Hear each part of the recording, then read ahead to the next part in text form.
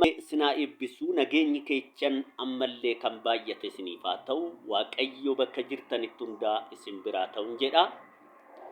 Har'a immoo Waaqayyo keecha kiyya kan teechisee Masmura Daawit boqonnaa 6 lakkoofsa 9 irraa jammaree qaali Waaqayyoo kun akkana jedha. Waaqayyo kadhaa kiyya fudhatee jira jedha. Waaqayyo kadhaa kiyya fudhatee jira. Woo jedhu Waaqayyo woo kadhatte kadhaa kee seeraan kadhadhu malee Waaqayyotti garaa fayyaa ta'ii dhiyaadhu malee Waaqayyo kadhannaa kee fudhata. Waaqayyo waan kee hundaa sii godhuu danda'a jechaadha. Maaliif Waaqayyo qulqullina barbaada malee Waaqayyo nama hin jibbu, cubbuudha jibba malee. Waaqayyo cubbuu hin jibba. Kan falfaltu taana falfala kee hin jibba.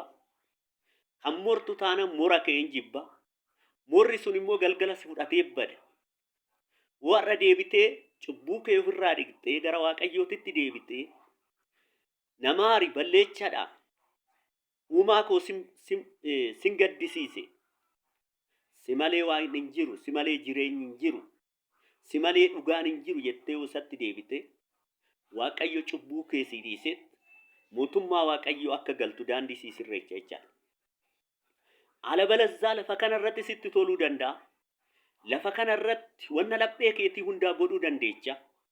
Lafa kanarratti namoota cunqursuu dandeecha. Gazzaba keetiin taammantee wayin gazzaba wanna abbaa qabeenyaa taatee lafa kanarratti akka barbaadde ta'uu dandeecha.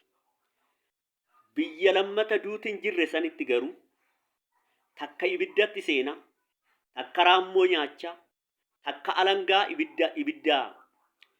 alangee ibiddaatiin gubacha zalaalamii jiraacha jechaadha.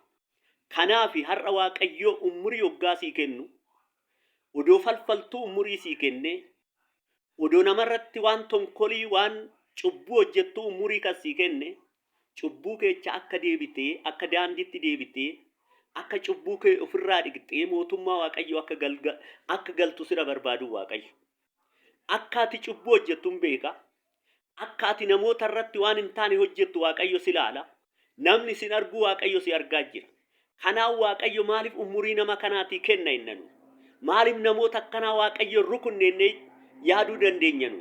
Waaqayyo garuu namoota san akka deebi'anii Waaqayyotti cubbuu ofii ofirraa dhiqanii mootummaa Waaqayyo akka galan sila barbaaduuf Waaqayyo oduma yakka kee ilaalu, oduma tonkolii kee ilaalu, oduma waan hojjettu ilaalu, odoo soba kee ilaalu Waaqayyo maal sii kenna? Umurii sii kenna jechaadha.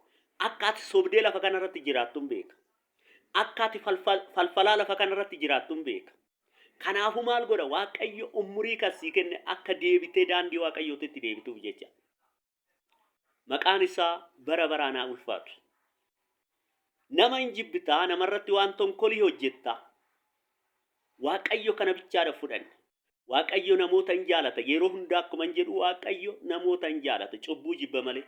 Hundi keenyaa cubbuu keechaa deebine. Hundi keenyaa kaleecha Waaqayyo gaddisiisnaa turre. Hundi keenyaa Waaqayyo kaleecha waan gaarii isaaf hin hojjenne jechaadha. Nu har'a Waaqayyotti deebinee cubbuu keenya ofirraa dhiqna. Waaqayyotti deebinee humni kiyya sii jechuu jammarre jechaadha. Kaleecha humna keenyan nus akkuma namoonni tokko godhan humna qabna kan jedhan hin jiran ammas humni kan Waaqaa malee humni keetii moti. Waaqayyo hoo si bira jiraate malee waa tokkollee godhuu akka hin dandeenye Matsaafni Qulqulluun ni dubbata. Waaqayyo hoo si bira jiraate biddeenuma qabdullee kan nyaachuu dandeechu. Waaqayyo hoo si bira jiraate baatee galuu kan dandeechu. Unkaan namarratti waa tokko godhuu dhiisite. Kanaafuu Waaqayyo ismee kasii dheerechee akka Waaqayyotti deebituuf. Warri cubbuu keecha jirtan, warri namatti falfalaa jirtan, warri obboleecha kee jibbaa jirtu, warri obboleettii kee jibbaa jirtu. Halkanii guyyaa warri obboleecha keetii fi obboleettii keetii boolloo qofforaa jirtu. Dafii deebi'i. Umaa si fayyadu. Foon kuni aduu lama odoo dhibame waan inni ta'u hin beekne. Namni foon kanatti hin abdatu Waaqayyotti abdata malee. Namni gazzabatti hin abdatu Waaqayyotti abdata malee. Hundaa gattee sila deemtu jechaadha.